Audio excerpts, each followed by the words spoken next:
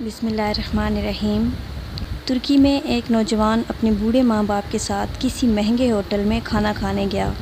ماں باپ تو نہیں چاہتے تھے مگر بیٹے کی خواہش تھی کہ وہ انہیں کسی مہنگے ہوٹل میں ضرور کھانا کھلائے گا۔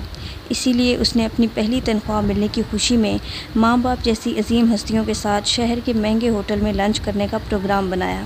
باپ کو ریشے کی بیماری تھی، اس کا جسم ہر لمحہ کپکپاہٹ میں رہتا تھا اور ضعیفہ ماں کو دونوں آنکھوں سے کم دکھائی دیتا تھا۔ یہ شخص اپنے بوڑھے ماں باپ کے ہمراہ جب ہوٹل میں داخل ہوا تو وہاں موجود امیر لوگوں نے سر سے پاؤں تک ان تینوں کو یوں عجیب و غریب نظروں سے دیکھا جیسے وہ غلطی سے وہاں آ گئے ہوں۔ کھانا کھانے کے لیے بیٹا اپنے دونوں ماں باپ کے درمیان بیٹھ گیا۔ وہ ایک نوالہ اپنی ضعیفہ ماں کے منہ میں ڈالتا اور دوسرا نوالہ بوڑھے باپ کے منہ میں۔ کھانے کے دوران کبھی کبھی ریشے کی بیماری کے باعث باپ کا چہرہ ہل جاتا تو روٹی اور سالن کے ذرے باپ کے چہرے اور کپڑوں پر گر جاتے۔ اسی قسم کی حالت ماں کے ساتھ بھی تھی۔ وہ جیسے ہی ماں کے چہرے کے پاس نوالہ لے جاتا تو نظر کی کمی کے باعث وہ انجانے میں ادھر ادھر دیکھتی تو اس کے بھی منہ اور کپڑوں پر کھانے کے داغ پڑ گئے تھے۔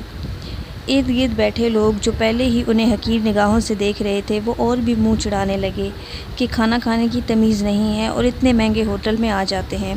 بیٹا اپنے ماں باپ کی بیماری اور مجبوری پر آنکھوں میں آنسو چھپائے، چہرے پر مسکراہٹ سجائے، ارد گرد کے ماحول کو نظر انداز کرتے ہوئے اور ایک عبادت سمجھتے ہوئے انہیں کھانا کھلاتا رہا۔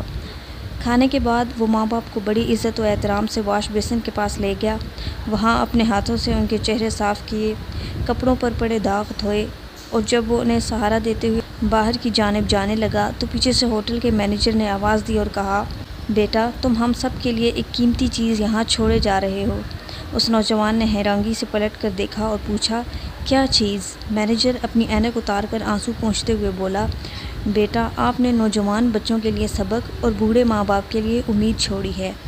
ناظرین، ماں باپ کی خدمت ہی سب سے بڑی عبادت ہے۔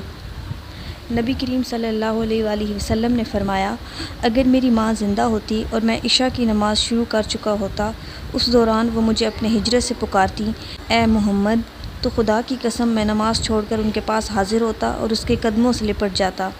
اللہ پاک سے دعا ہے کہ وہ ہمیں اپنے والدین کا ادب و احترام اور خدمت کی توفیق عطا فرمائے، آمین۔